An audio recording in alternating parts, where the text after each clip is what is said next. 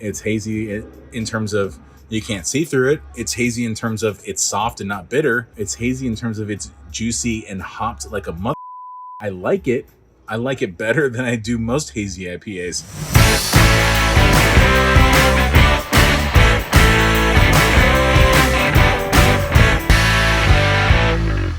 We got Wild Style from Arrow Lodge. The can label shows it all. I remember this beer from a few years back when they did an art contest. I think they did like a whole event around that. Remember beer events at breweries? Like not beer festivals, but just like breweries throwing like small events to celebrate their community and do like just cool different stuff. And so this is part of that release. It's called Wild Style.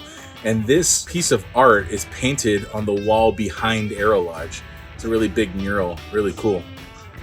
So I remember from back in those days, and this is like kind of the height of my Hazy IPA saturation. Most of the beers I was drinking back then were Hazy IPAs. And this beer came out and blew me away. This was one of my favorite Hazy IPAs from, I think it was 2018, but I remember loving this beer. This one sits at 8%. It's hopped with Amarillo and Mosaic. So you can't help but love that can. And so if you've been behind Arrow Lodge and seen that mural, it's super dope. So let's crack this open. What can I say about Arrow Lodge? They kill it across so many different styles. Hazy's one of them. West Coast is one of them. Their lagers are dope.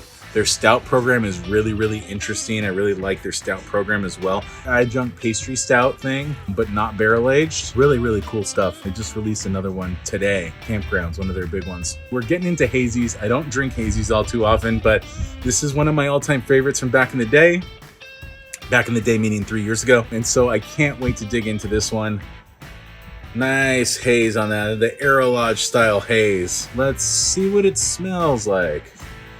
Juicy, super juicy, big orange. Like I like saying that it's all the way through the fruit, the peel, the pith, the juice, the flesh. Like it's everything orange right here. That Amarillo's just killing it.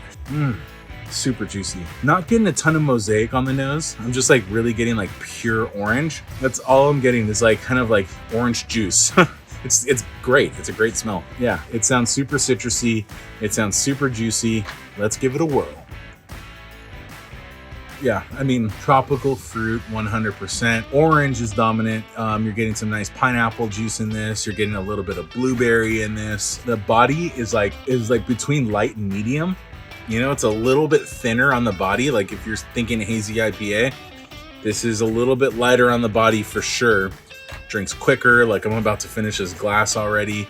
It doesn't have that like creaminess that you come to expect on a Hazy IPA. So this is a little bit more like on the juicy side of things where it's coming through like pure orange, pineapple. Yeah, you're not getting a ton more. It's like orange, pineapple, tropicalness, the light body. Drinks quick, drinks delicious, doesn't drink like beer. That's the thing, is it doesn't drink like it's 8%. It doesn't even drink like it's a beer. It's still delicious. You know, it's not super sweet.